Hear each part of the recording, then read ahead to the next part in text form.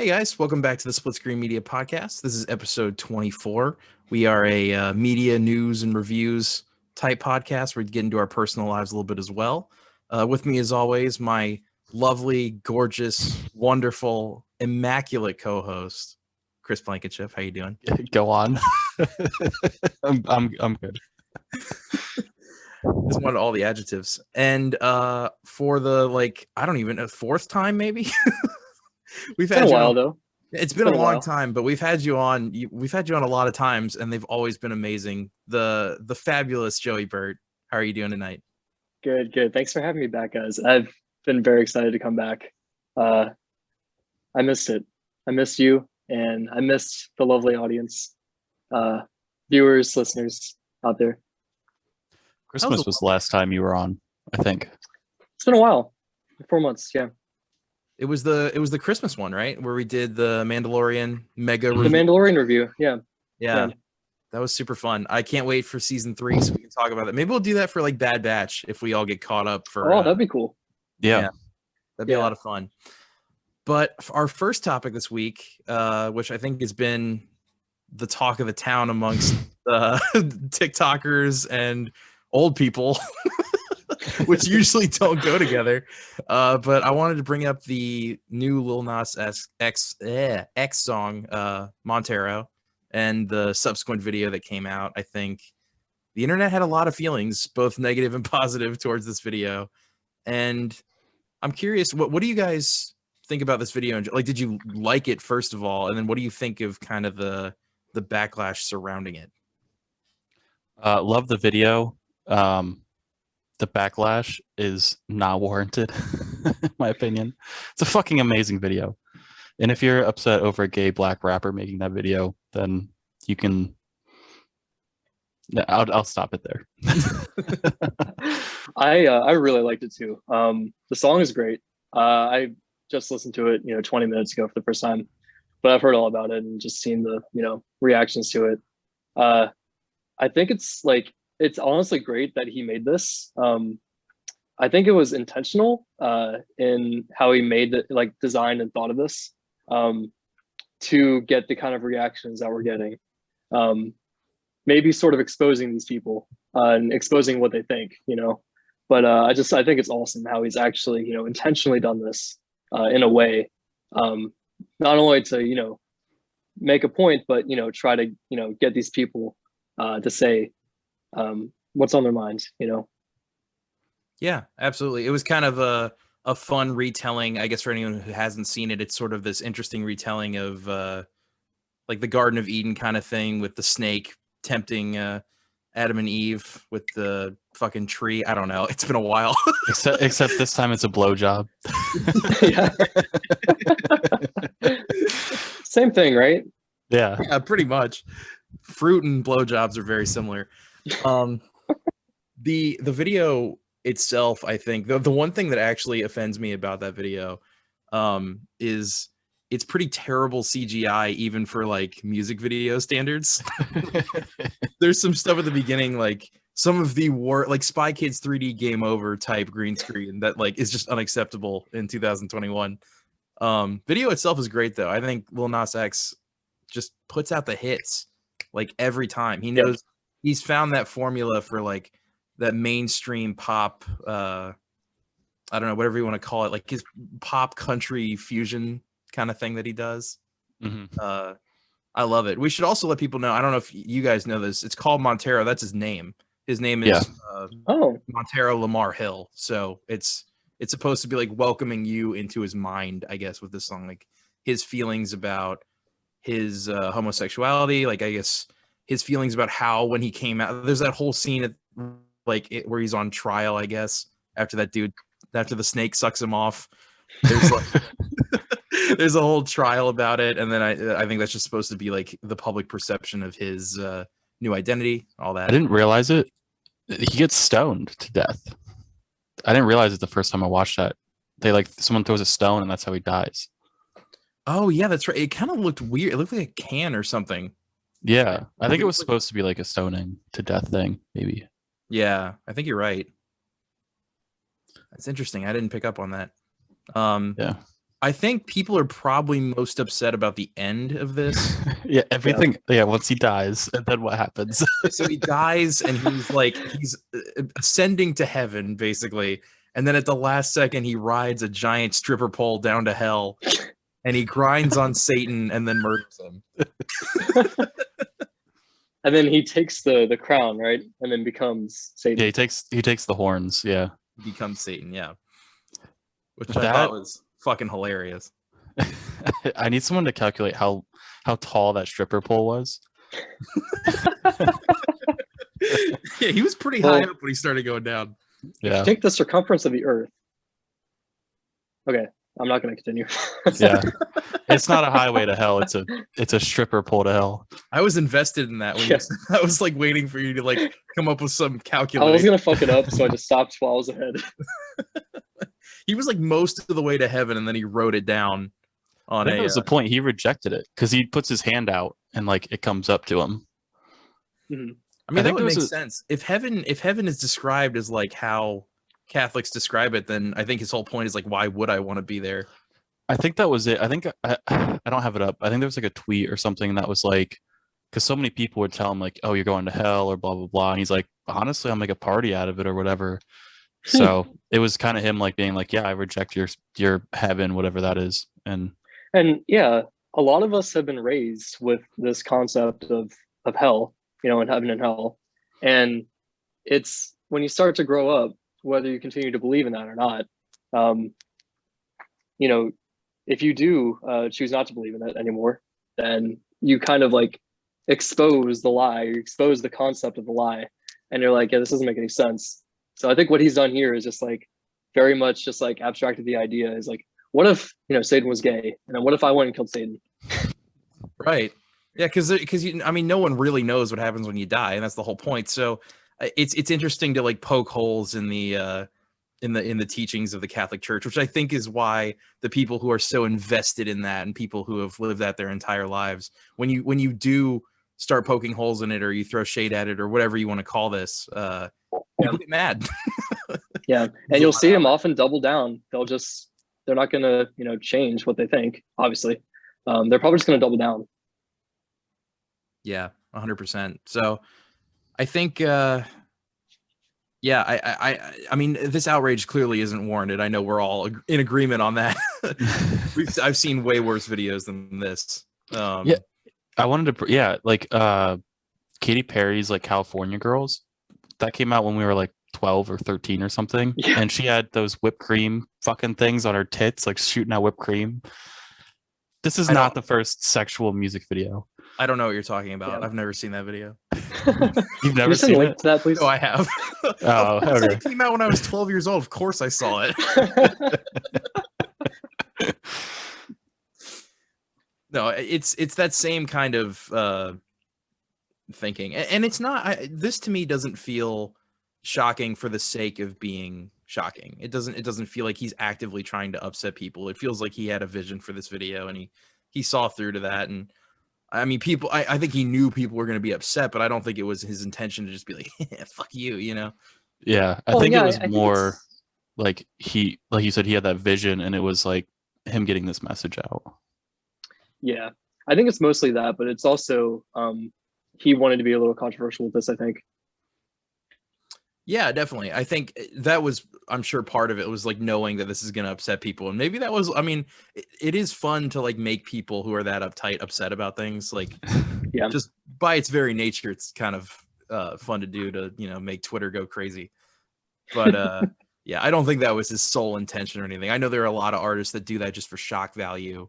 They'll put out like the craziest thing. Like I'm thinking like early 2000s Eminem comes to mind with some of those Yeah. videos. Yeah. Which a lot of his stuff, I'm thinking of that one with I can't think of what it's called, but it's like it's the Rihanna one, and he's like it's all about the domestic abuse or whatever. Yeah. The guy from Love the way Lost you is lie. in it. Yeah, that's the one. And it's like him and Megan Fox, and he like beats her up and then like ties her up in the house and sets it on fire. I'm like, that's way crazier than this video where like a snake man kisses another guy. Yeah. I mean, that's kind of like real issues and real, problems that we're facing versus, you know, one's based in faith, or, you know, one's based in idea. Yeah, that seems to be the other thing too, is like I think everyone nowadays feels like every piece of media that comes out has to be made for them. And that's not the case at all. Like, there's so much stuff out there that if you don't enjoy this, you don't have to watch it. You don't have to give him money for his songs. You don't have to like participate in anything that he's doing. It just seems weird to be like, oh, this one thing, it makes me feel ew. Like, I don't know. It's such a weird mentality to have. I have a question for you guys. Yeah, go for it. Is the bulge real or fake? You know what? I was thinking about that as I was watching it. I mean, it's him as the snake, right? He's in so many prosthetics, I couldn't really tell. He's every actor and actress in this video. Yeah, no, that's what I thought. The snake looked totally different from him. Like, it looked like a different guy. I think it was still him. Yeah, I mean, in context of the rest of the video, I guess that would make sense. I don't know. I mean, I feel like he probably could have found. I mean, he's a handsome guy. He probably could have found somebody else to be like, all right, you're gonna lay down, and then he's gonna lick the bulge. I meant when he was on the stripper pole, and it's in your face. Oh, I thought you meant when the snake goes down on him. Oh, I didn't even notice that. Yeah, there's like, because he licks his dick. It's like over the pants. Or I thought it was his abs. Oh, I don't know, dude. I think it's the abs. I'm just watching it now. He goes pretty low. I thought it was his Maybe stomach. It's like in between. Let me look at that. I don't know. I thought that was what they were implying, was that he's licking his dick through his pants.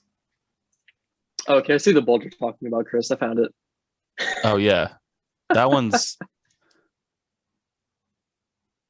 No, that's his abs. That the snake licks. All right, I'll have to watch it again. Maybe I wasn't. I don't know. I mean, it wouldn't shock me if you like shoved a sock in there or something for the stripper pole one. You've got me watching this on repeat. I think it's part of a CSI or something. Where's the dick? Enhance. Circle like 50 times. Like a John Madden instant replay. I'm just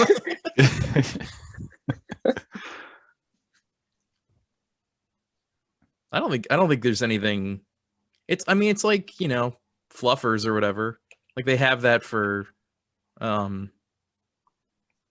well, porn, but also for like regular, like if some guy is gonna show dick in a movie, like he usually like kind of works it up a little bit. So it wouldn't shock me if there was something like that here, or like something in his pants to make the bulge look bigger. But you know, I don't know him. Who knows?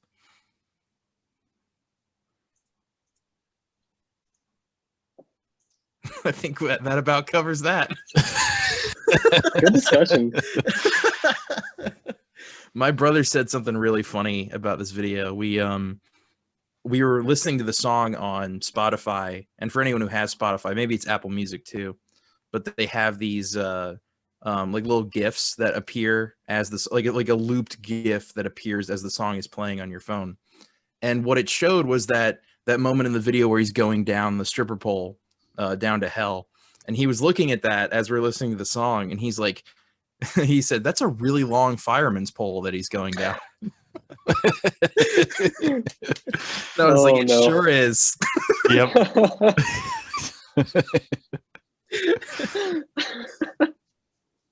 He's so innocent. So innocent, yeah. Oh. Yeah, he's just at that age where he's gonna start, you know. I was gonna say, give it like 6 months. Yeah, give it some time. Yeah, he'll know everything, but it's nice to keep some parts. Like, I just thought that was super cute. I was like, "Oh, that's sweet." But yeah, I mean, in terms of the actual song, I think it's, you know, on par with the rest of his stuff. Joey, you were mentioning you really like Holiday. Yep, and Old Town Road. And Old Town Road. Every single remix of it. Yeah, Panini's great. Rodeo's great. Mm-hmm. He's been putting out, you know, like I said, like a string of hits every song he does. Yep, good on him. I also like that he clearly felt more comfortable after coming out to everybody to do all of this. Like, I feel like his outfits and like how crazy he got with his videos got so much more elaborate after he came out. Yeah. you know, he's doing all these. I don't know if you saw the holiday video, but he's dressed up as like big gay Santa Claus. And I'm like, good for you, man. You know, like do whatever makes you happy. Oh, he is getting sued by Nike. Oh yeah, For you want to the talk about shoes. those shoes? Yeah. Yeah, there's shoes associated with this music video that he's released. He's releasing 666 of them, or I don't know if that's on hold now or not. But they're some version of the Nike Air Maxes, and then he converted it with like a pentagram, and it's like red and black and all this stuff. But he didn't take the swoosh off, and Nike was none too happy about that because a lot of the backlash from the video, like those same people are saying, "Oh, we're going to boycott Nike now." Yeah. So Nike's suing him. Yeah. Also, it's interesting. He said he put a small drop of blood, like human blood, in each pair. What the heck? He did. I don't know if it's like they did. I don't think they specify if it's his or not. I think it's just like blood, like random blood. It's like a diabetic prick, and then he smears it on the shoe. They just do that 600 times. He's like, all right, 665 more to go. Yeah, I mean, I love the guy. This is 100% on him. I don't care if he makes Satan shoes or whatever. Like that's your prerogative, but like don't keep the swoosh on if Nike didn't sponsor you. Like that's just that's on him. Yeah, I take Nike's side on this. You got to remove the swoosh or get it approved. That's what you got to do. We should say this up front. We do not approve of everything Nike does. I don't want to. No, I was thinking about that. I was like, I'm taking Nike's side for once. Yeah. You should boycott them for other reasons. This is not a reason to boycott them. This is so low on the list. It does not matter. Yeah. Joey, what do you think? Yeah, 100% agree. I will not shed a tear over Nike, but yeah, it's just like I can't really blame Nike for this. No, not at all. You know what this reminds me of is that Soulja Boy thing when he came out with his own console. Do you guys remember that? Yeah. No. So basically what happened, he was like, I'm going to make this thing. It's called the Soulja Boy console, and it's going to play a bunch of different games from all these different systems, and you'll be able to, you know, hook it up to your TV, and it'll just like a plug and play. It comes preloaded. Comes preloaded with a bunch of stuff. It's basically just an emulator. So, yeah. That sounds awesome. It's just a box with emulated games. So obviously it got shut down immediately. But yeah, I was like, oh my god, that's so funny. Soulja Boy's playing RuneScape now. Old school RuneScape. Doesn't he stream it? I think he does, yeah. Wow. What a sentence. I know. It's just so funny. Like, I don't know why. You never expect, you know, him and that game to overlap, but they do. Have you guys seen him? He used to have a YouTube channel. I don't know if he still does anything with it, but he like reviewed video games. Yeah, I saw the one with the 2D side scroller. I forget what it's called. Raid. Yeah. Oh my god, that Braid review is the funniest thing. The best part too was that the creator got on YouTube and cried about it. Basically, like he was like, "Oh, people are giving my game a 10 out of 10, but do they really get it?" And it's the most pretentious interview I've ever seen. Like he's like, clearly the guy who made this game is a huge piece of shit, but somebody slowed down that footage, and then they like put it to 50% opacity, and then they put the Soulja Boy video behind him of him reviewing it. If you guys haven't seen it, you know what? I'm gonna throw that in the description below that video because it's one of the best things on YouTube. Go watch it; it's hilarious. But this reminded me of that entirely. I'm like, nah, buddy, what are you doing? I think he's not even on the suit. I think it's the company that is making these shoes. Oh yeah, I mean, if he had no creative say in this, then that's definitely not on him. But I imagine that, you know, when you're making Satan shoes, that doesn't just come from the marketing team. I want. Do you guys know what the price was of them, or if they've even had a price. They were over $1,000, I think. Jeez. I feel like I want to say that's it. I feel like sneakers can get like really expensive. So on this article I'm looking at for this, there's just a link to one of his tweets where he's just saying me after the Nike lawsuit, and it's Squidward from SpongeBob like in the cardboard box with a little cup, like trying to get money. He actually tweeted that out. Yeah. That's great. Oh, it's $1,018. Does that signify something? Maybe. I feel like it has to. That's a weird price point to just have, you know? Oh, Yeah. if you type in 1018 meaning, the first one comes up Satan. Luke 1018. Oh, okay. It's a scripture verse. Oh, that's interesting. It's biblical. He replied, I saw Satan fall like lightning from heaven. Interesting. It sounds like an excuse to sell your shoes for a lot of money.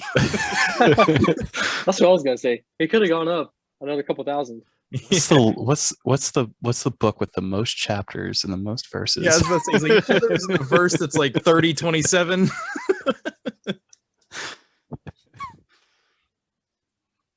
That's fantastic. Yeah, but keep doing you, bud. Don't let all the crazy people get you down or make you feel like you can't produce the art that you want to. You're making good shit, so keep on keeping on, dude. I like the fact that he listens to our podcast. Yeah, I You guys really should advertise that more. You know what? I feel like we could tweet him on Twitter and he would retweet it. Do you think we should actually, like, when we put this on Twitter, should we like tag him in it? Yeah, I'll tag him in it. Okay. Send it in the DMs too. Oh man, that's great. All right. Well, speaking of videos and things with scary monsters and demons and Satan shit, I wanted to talk a little bit about something that I think we're all pretty familiar with here, D&D. And two things. There's I don't know if you guys have heard of either of these. I know Chris and I talked about it a little bit, but there is a D&D movie coming out, a live action one. And then there's a new D&D game called Afterlife, I think. D&D Afterlife.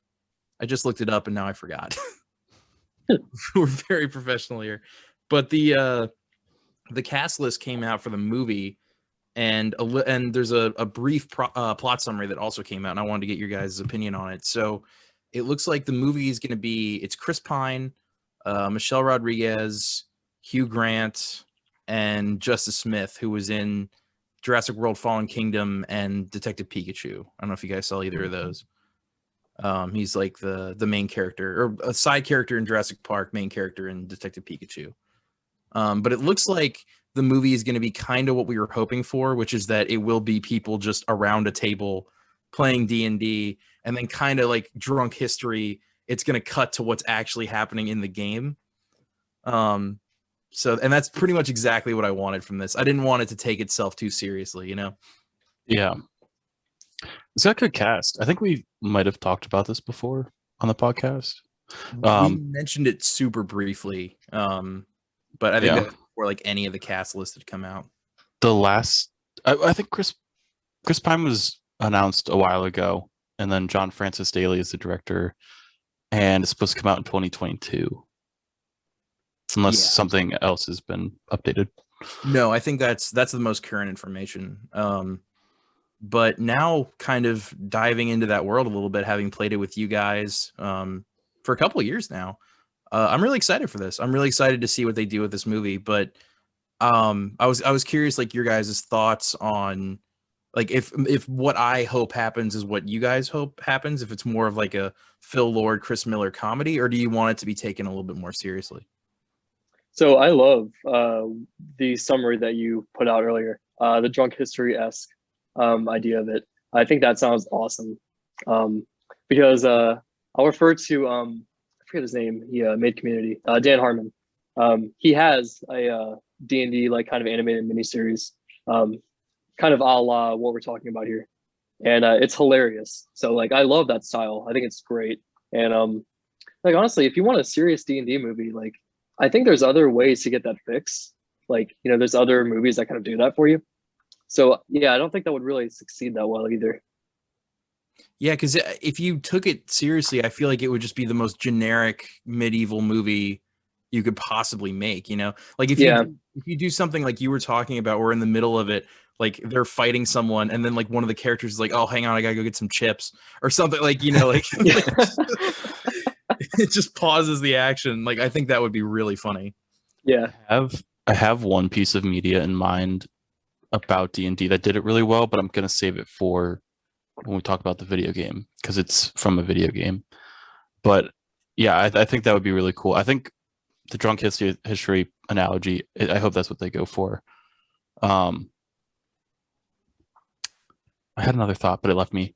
So well, the Harmon thing I think is apt, Joey. Like, I think that's pretty, like, live action version of that is pretty much exactly what I want. Yeah, I was gonna say for a more serious source of media for things related to D&D, video games are a much better avenue for that because you have games like Divinity, Original Sin 2, Baldur's Gate 3, any of the Baldur's Gates, honestly. But Baldur's Gate 3 is coming out like this year, I think. It's in like early access right now.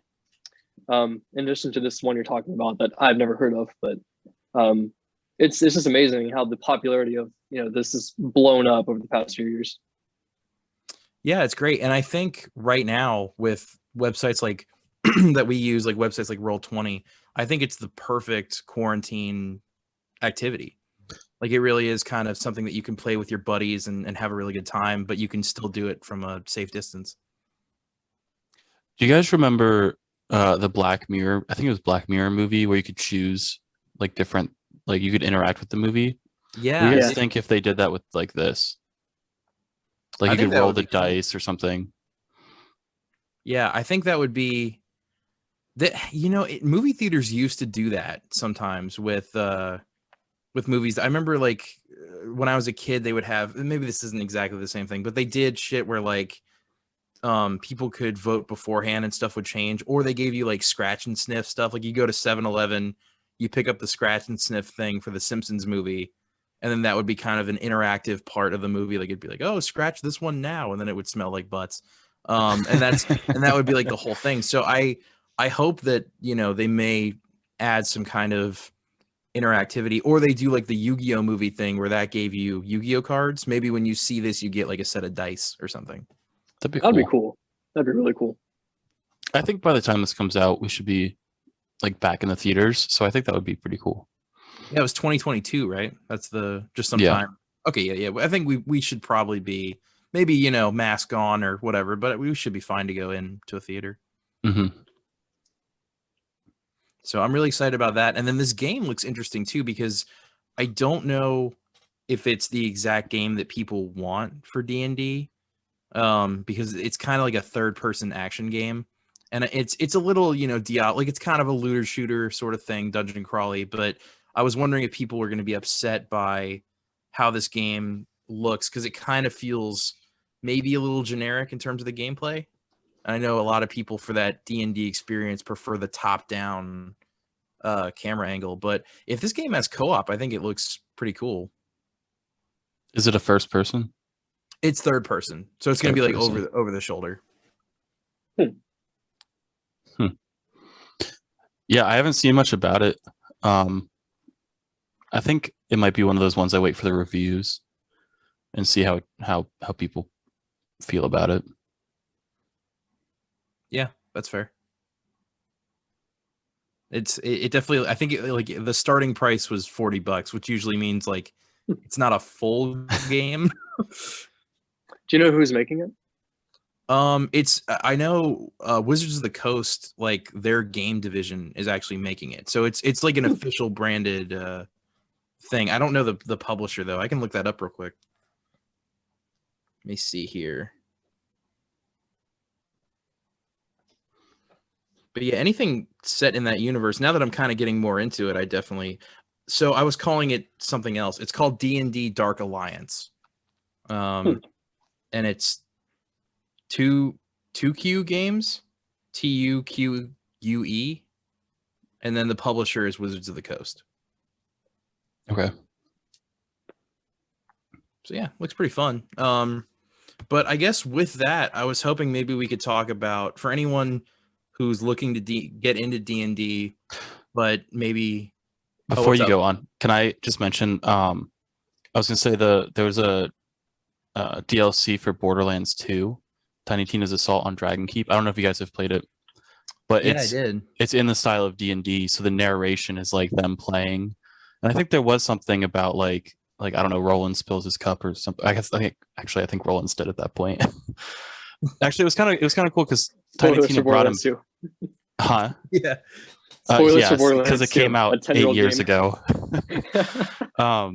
She brings Roland back in that universe because he's dead and she misses him and things like that. But it's pretty good and pretty well done with, I think Tiny Tina's a DM and she changes things on the fly and you hear it through the narration, and yeah. And that has like the comedy style from Borderlands. I think that was like one of the best done D&D things. Yeah, that was a lot of fun. I haven't played that in years. It's been a long time since I touched that DLC, but I kind of forgot about it. Yeah, I don't think I played that DLC at all. I don't think I ever finished it, but I definitely like messed around with it. That was kind of when I was like phasing out of Borderlands 2, because Joey, you and I used to play that game all the time. It was such a good game, man. So good. It was, because you were really good at it and I was bad. So you would like go in and beat the last boss, and then I would just pick up all the shit. I remember the one, it was like a giant like crab or something, right? I forget. That was Borderlands 1. No, it was like a dinosaur thing, maybe. Yeah. Oh. I don't know. It was like this arena thing that you would drop into, and it was you, me, and Lawrence, and you two would shoot it for like 2 seconds, and it would just die. Yeah. Loot would drop out. Loot pinata. Terramorphous. That's what it was. That's exactly what it was. Okay. There's a crab raid boss type thing in Borderlands 1. Yeah. I remember doing both of those pretty heavily. So I bought Borderlands 3 a couple months ago, probably like a year ago at this point, and I played it for 20 minutes and I didn't touch it again because that game isn't fun when you don't have anyone to play with. Connor, I'll play with you. I'll play with you too, dude. I have it on PC, but I can buy it again.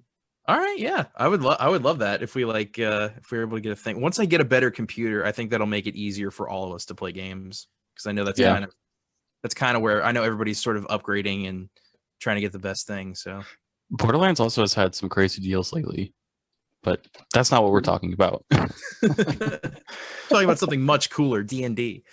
Yeah. But yeah, I guess for anybody, like I was kind of skeptical when I started playing, God, I don't know, like 6 years ago at this point.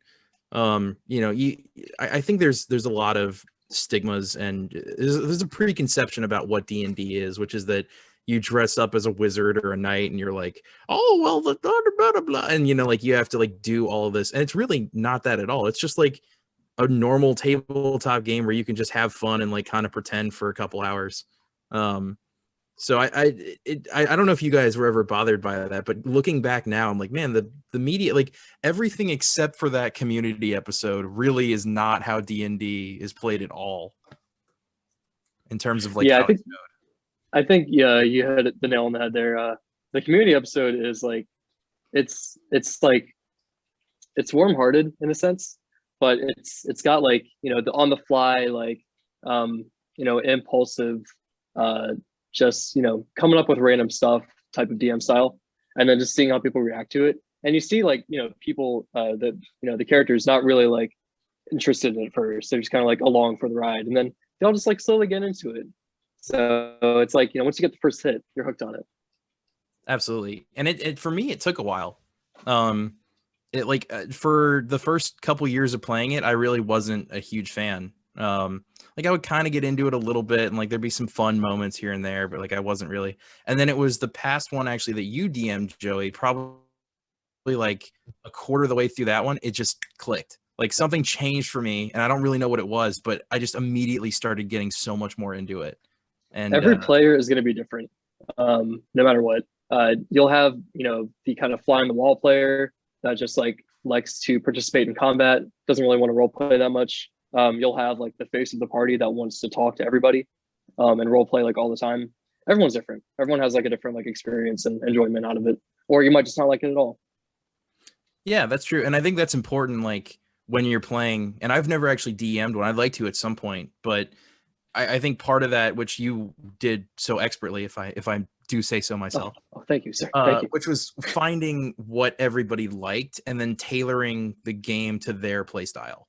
And that's really important in a DM, because I think, like you said, different people like different things. I very much like the combat, but recently we've been doing a Star Wars one, and I've been really into the role-playing stuff because I like that universe more than knights and swords and, you know, medieval shit. So it's been a lot more fun. Yeah, that's really come through, I think. Yeah, it's I think it's when you have a universe that you're really into. So I would recommend that for people too. Like if you're like, oh, I hate magic and dragons and shit, go online and look up and see if there's like something that you like in the D&D universe, because odds are someone's created it. Like if you can think of it, it's out there. Yeah, or just general role-playing game. Yeah, that's true too, because there are other official, there's a superhero D&D one that's like actually put out by Wizards of the Coast, which I would like to do at some point as well. But you know, there's tons of stuff out there. How do you guys like the Star Wars setting for D&D? Because I think it's great, but I was curious to hear if you guys like it more or less than the more traditional setting that we have done in the past. I think for me, because I'm not like super knowledgeable about Star Wars, it's harder to role play sometimes. But generally, like with the story, you can pick up a lot. And then, you know, you can obviously do combat, and there's never really a problem with that, as long as you know like the rules and stuff like that. But like what you said about like as a DM tailoring the game to what every player likes and making sure that like that happens, it keeps players interested. And I think the Star Wars one's pretty good, but I don't know, maybe the Knights and Fantasy and Dragons and all that stuff for me is a little bit easier to like get into and get the story, because it's like everybody knows that stuff.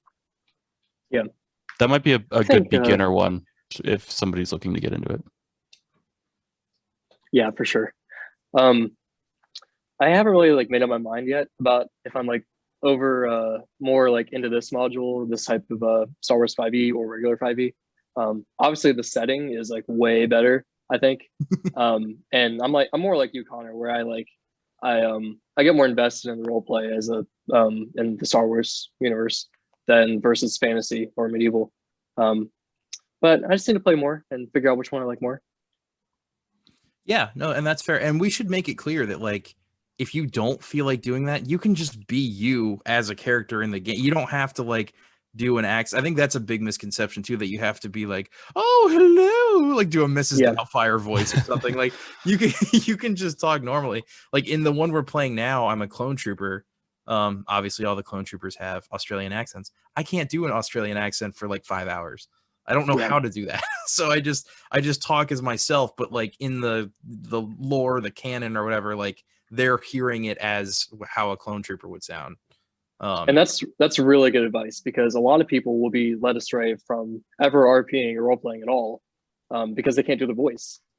And you know, unless it comes naturally to you, my suggestion is don't do it. I've tried to force it for a lot of characters. It doesn't really work for me. So I'm just kind of reverting back to using my normal voice. I'll say all my characters have sounded exactly like me. When I made them, their voice was supposed to sound exactly like mine. When I was like being really silly with it, I made the last character sound kind of rednecky for a little bit, and then we were getting more into the story. I'm like, I'm not going to do this anymore. This is way too hard. But yeah, I 110% like the Star Wars one more, just because I like that universe more. But I definitely, there is kind of an appeal. I agree with you, Chris, with the you know, because like you can pick up and play the medieval stuff so much easier. You don't have to have like, I don't have to watch 8 movies and 20 TV shows to understand that I can cast a spell. You know what I mean? So I can get the appeal of that as well. There's also like one-offs, like one-time campaigns that people can do if they're like trying to get into it. Yeah. I'm also sure there's probably websites out there that can pair you up with a D&D group if you like don't like know anybody that plays D&D, you know, in your friend group or whatever. I'm sure there's like random communities you can find on the internet. Yeah, for sure. And it's nice. It is actually enjoyable being in this community now and really having a good time with it, because I was at a comic book shop recently, and it was one of the ones that sold, like, it's not just comic books, it sells Magic cards, and it has the D&D figures and like Warhammer stuff. You know, there was all that. And this guy went up to the counter to ask about D&D, and he was like, "Hey, like, what's a good starter set?" And the guy was like, "I don't really play D&D. I don't know." And I was like, "Excuse me."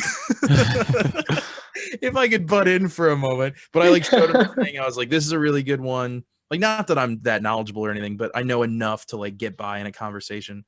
And I was like, "Yeah, this would be a good one. You know, you should definitely get this kind of thing. And if you're playing with this many people, then you know, whoever's going to DM." Like, it was a fun conversation. It's nice being a part of that community, because generally people who play D&D are super nice about it. I'm more shocked that the store guy didn't know what to recommend to his customer. I don't know. Yeah. I'm like, this store is 3 square feet. There's like 12 things in here. One of them you don't know anything about. Like, I don't know. I thought it was funny. That was also the comic book shop that has, you put 25 cents in a machine and it spits out 3 random Pokemon cards, which is so cool. I could have spent like easily $100 there, just quarter after quarter.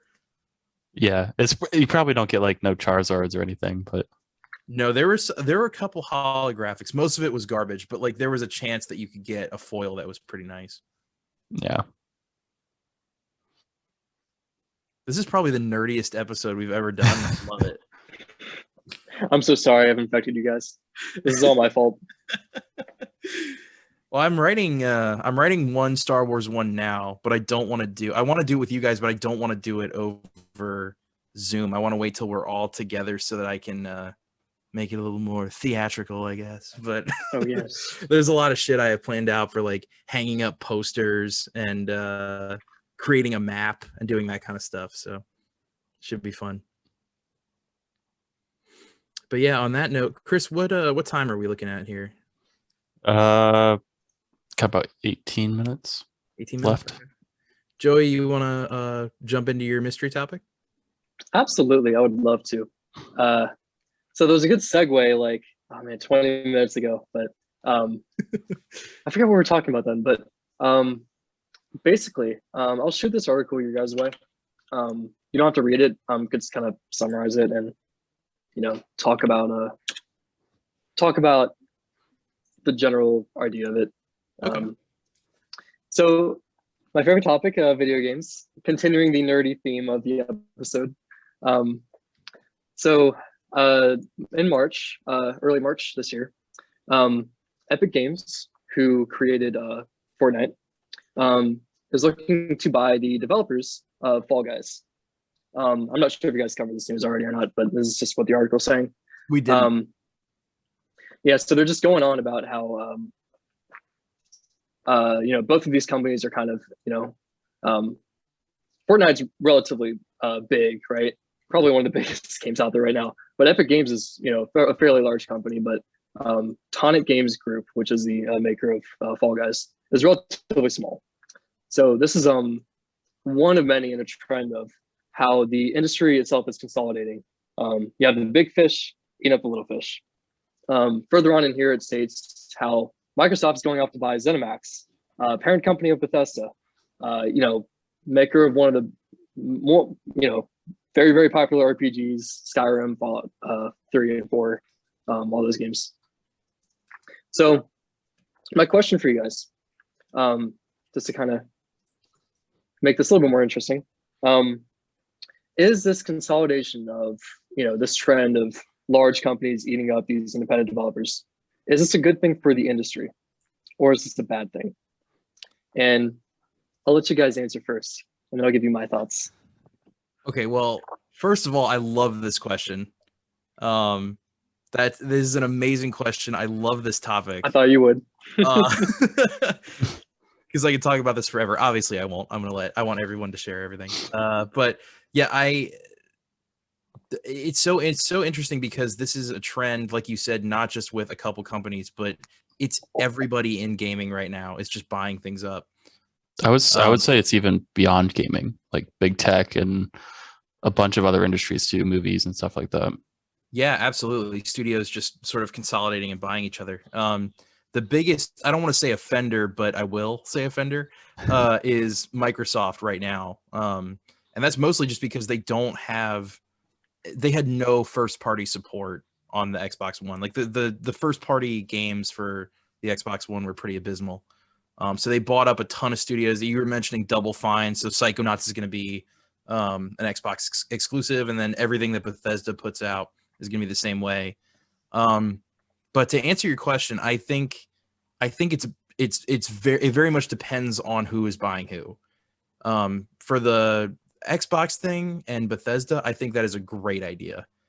Bethesda is struggling right now, very much so. Everyone knows that their games are, I mean, they're fun, but they're kind of garbage in terms of how they're made. Like the creation engine is so fucking old, and they insist on using it for every single game, and they're always glitchy and buggy and a mess at launch. And Microsoft is going to rework that entirely. So I think that's going to be interesting to see how much better those games get. But then on the other hand, you have studios like Sony, where I think it might not be the best, because they're these studios that have put out great games like Insomniac or Guerrilla Games, and they buy those up and then limit the creativity. One of the biggest things I can think of is Sony buying Insomniac and then releasing Spider-Man Miles Morales and then changing Peter Parker's face to match what happened with the Marvel's Avengers game, like to be more in tune with the rest of their brand, which is ironic because they're so out of tune with what the customers want. So in that instance, it's like it makes me very angry, and I won't get into that again. But oh man, I could talk about this for days. But Chris, how do you feel about it?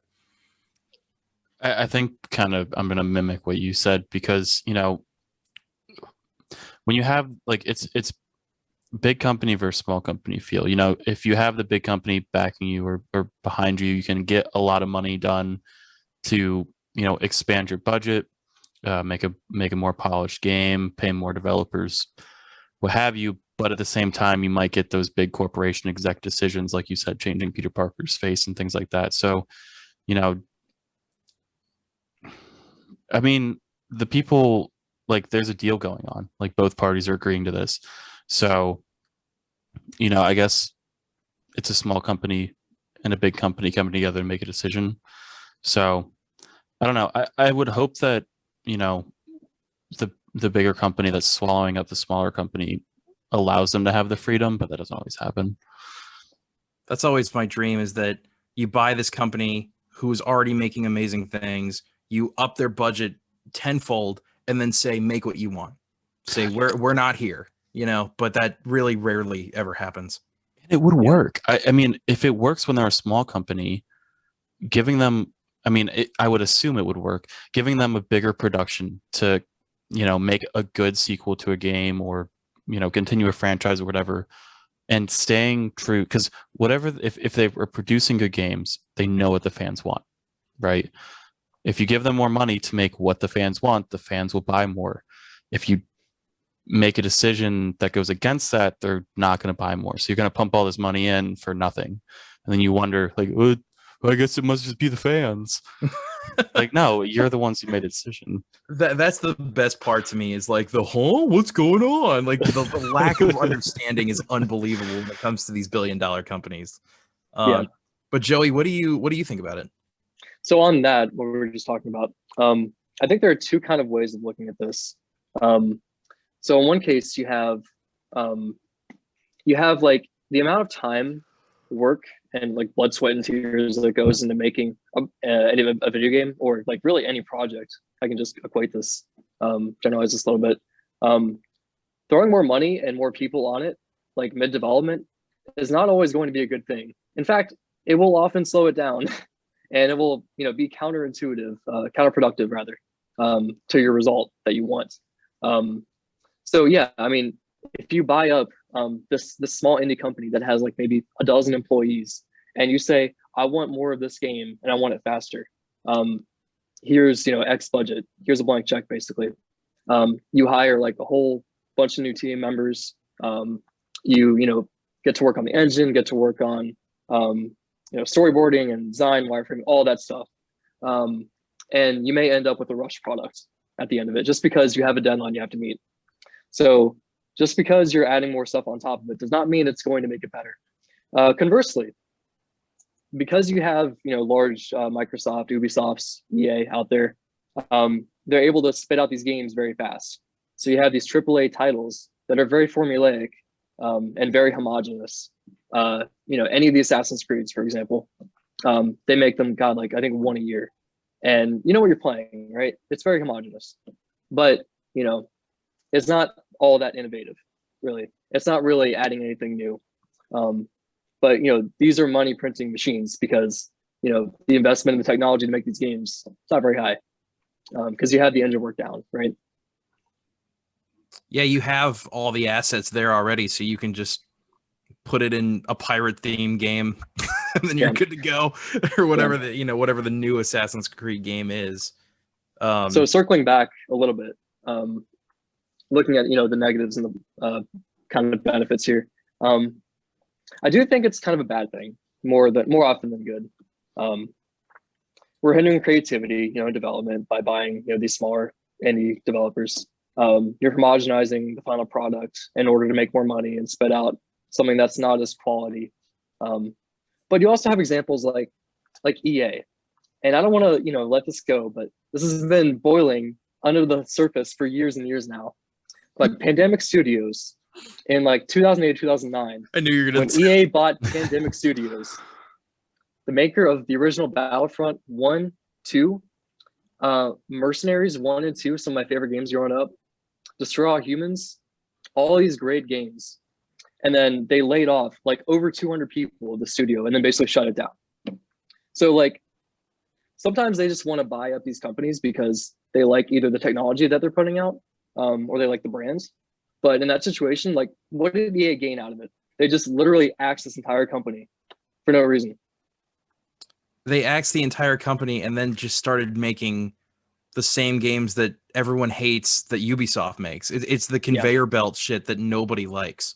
Yep. I mean, there's no bigger offender of what you're talking about than the mouse. I mean, Disney buys everything and ruins it all. Which they were part of that, the EA acquisition. I mean, it was, they sold the rights to EA to make new Battlefront games, which are pretty shitty. And the best, I use air quotes, game that they made is Jedi Fallen Order, which is kind of fun, but it's an unfinished broken mess. And that's what you get with, these conveyor belt games. Yeah. Joey, I will say your point about putting out production, they want to put out a new Assassin's Creed every single year or whatever. When you create things that fast, of course it's going to be a rush job and it's going to suffer and the consumers are going to feel it. Consumers have patience. They will wait for a good game. They'll be like, yeah, that took an extra year, but they would rather if you look at Cyberpunk, which is not a consolidated company or anything like that, but I'm sure if they would have waited and made it better than releasing what they did, consumers would have had a better, I mean, obviously they release garbage, but they would have a better they would enjoy the product more, they would recommend it more, and they would be more happy with it rather than just rushing it and making some money and but and look at the events leading up. Witcher 3 was a massive commercial success and they had all these eyes on them oh man, this is such a built up hyped up game, and it's been in development for 8 years, but really it was only in development for 5 years, and then it just came out an unfinished mess because it was rushed and they just wanted the game out there. Yeah, it reminds me of the it's the Marvel movie thing that happens now where we will never have good CGI in a Marvel movie again, because they're making 4 of them every year and there's 3 TV shows that come out every year. You're never going to have good CGI in a Marvel thing again. And there's a reason why Iron Man 1 looks better than Infinity War and it looks more realistic, because they spent 3 years on Iron Man 1 and they spent a little under a year on Infinity War. So I always say this, and Chris, I totally agree with you about time. whatever your interest is, whatever flavor you're into, your cup runneth the fuck over. Like, there is so much media for you to enjoy right now. Stop. Let's just take a break. We can enjoy what's out there, and we can wait for more quality stuff. Because I'm not going to play, and I'm never going to play an Assassin's Creed game ever again. I never will. I have no interest. But if they were like, hey, we're taking a break and we're going to make a new one, and there's not going to come out for 3 years, and it's going to be a whole reinvention of the Assassin's Creed game, I might be more interested. You've got my interest. You've got my interest. Yeah. I feel like also you can build some hype with, again, you got to deliver on the hype, but you can build some hype if you wait as well. Like you said. Absolutely, again. Yeah. I'm so done with people not finishing their games anymore. Like, that's everything's just a live service, and it's like, oh, well, in 2 years it'll be done. I'm like, then release it in 2 years. I can wait. There's so much other stuff I can be doing right now. I don't need your game when it's a shitty, broken mess. And that's exactly how I feel about Cyberpunk. Like, you hit the nail on the head. Yeah. So, I mean, and again, I would agree with you guys. Most of the game acquisitions are probably not ideal. The Bethesda one is really the only one I can think where, like, all right, these games are broken and shitty. Let's revamp this a little bit. It looks good on the surface. But, I have my reservations still because, you have games like Elder Scrolls 6, which is, I don't know how long it's been in development now, but how is that going to look when they, acquire Bethesda, mid-development of this game? Yeah, I don't know. I mean, and I think you're absolutely right where you have, I mean, just corporate shakeup like that it's never not rocky when it happens at the beginning. I mean, like, you're going to have a whole new group of people in there. You're going to have new executives being like, this part sucks and this part sucks. And they're like, all right, I guess we'll just alt delete half of this game and start over if the executives don't like it. So, I mean, I definitely agree with you. I could see that being a problem. Yeah, I guess it just remains to be seen, but it sounds like we're all in majority agreement, I think. Yeah, definitely. It's fascinating times we live in when it comes to game development. I don't know if we're going to see that full swing back to games being done before they're released, or little indie studios putting out like hidden gems. That might be going away. Yeah. I think the hidden gems thing might, I mean, Among Us and Fall Guys, I mean, that's pretty recent stuff. And, I feel like just like a small group of devs can make a good game, but games being done when they're released, that's behind us. Maybe it's all phrase, because you get one good game, then the studio gets bought up, and then you get corporate schlock. That's okay. That's the future. And games being done when they're released is also, because then you get to buy the battle pass or the season pass or the microtransactions or whatever. It's it's a game as a service now. Yeah, it's not just branded as early access. Yeah. Boom. You're good to go. I love Overwatch, but I hate what it did with loot boxes. I mean, that game definitely popularized the idea of loot-based cosmetics, which are now turned into, it's actual, like, you miss part of the game if you don't buy the battle pass. It's not just a visual thing. There's a clear distinction there. I think it's very important to make that distinction. Like, cosmetics, I think, are more valuable when they're earned. But if there's any sort of, microtransactions you should have in a game, or you want to have in a game, it should be cosmetics. You should not say like, I'm going to throw $20 at this game to beat it for me, or I want to add, DLC for that example. I hate DLC, but DLC should be part of the game, or it should be a separate game in itself, I think. But yeah, like cosmetics, I think if you're gonna have microtransactions, make it cosmetic. When do you guys remember this happening? Like, was there a point in your guys' memory where it was like, it was a turning point? It's the Fortnite Overwatch era. That's when it got really bad. Yeah, I think that was when, because before it was, I mean, well, if we go back a little further, I mean, the original thing that did this was mobile games. That's where this started. Right. That mentality of like, this game's free, you pay $2, you can beat this Candy Crush level. That was the inception of this idea. But then developers were like, hey, well, we'll charge $60 for our AAA titles, and we'll include the mobile mentality, like the mobile model, I guess, and we'll go forward from there. So that's really when it started. I think Overwatch probably has the best loot boxes because it's exactly like you said, it's purely cosmetic. It doesn't change anything. And that's why Battlefront 2 sucks so much, because it's like this gun gets a boost, this grenade gets a boost, you get this hero that nobody else has. Like, that's shitty. I think for me, I don't know if this is along the same vein, but I remember Call of Duty, I think it was Black Ops 2. Their season pass had like an extra weapon that if you had the season pass, only like those players could play with that. I think it was like an assault rifle or something. If you're good with a sniper rifle, you can keep using the base sniper rifles that came with the game and you can be good. But I remember a lot of people running around with that. One, because it was new, but two, because it was slightly better. Like, it's not going to improve you as a player. Like, if you're a better player, you'll probably be fine without it. But it was a better gun. And so it's a competitive edge, a competitive it was advantage almost, that it's almost a puts pay to everyone else play. down. Yeah, it was almost a pay to play kind of thing, which has been around forever. But that was when it was for me. I was like, this is like, and from there on, like every season pass had something new, or across all games, there's something new, something that gives you the edge, something that makes it pay to play at that point. It was the pre-order bonuses for me too that really started fucking things up. Like, the first time I really thought a pre-order bonus was bullshit was, and still is the Mortal Kombat games, where if you don't have that little code or that you get from the pre-order bonus, if you just buy it like next day, then the character is on the select screen, but it's like pay $5 and it'll unshade it and you can play this character. That is the scummiest shit I've maybe ever seen in a video game. And I love those games, but it made me not want to play them anymore. I'm like, this is fucking ridiculous.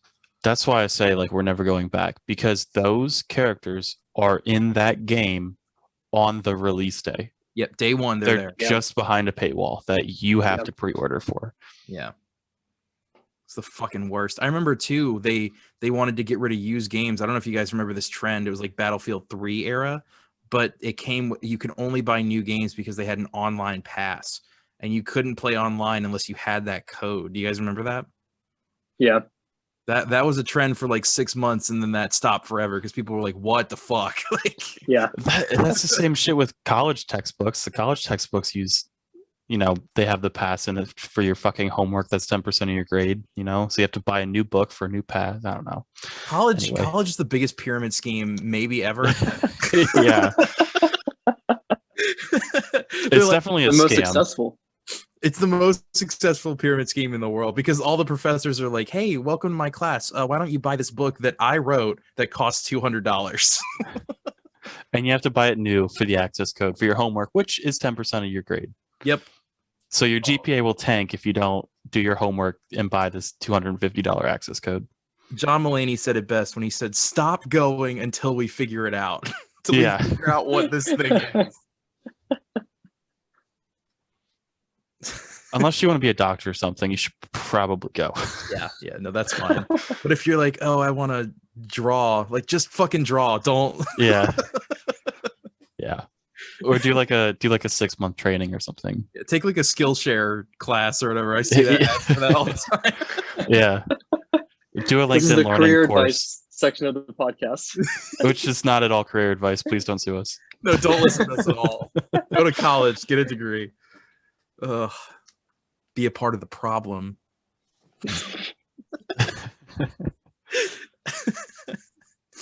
Oh shit! All right, do we want to do recommendations?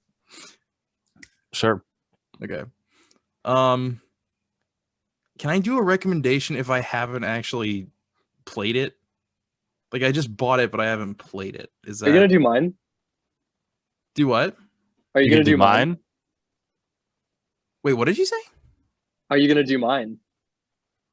My recommendation. Yeah, might be the same thing.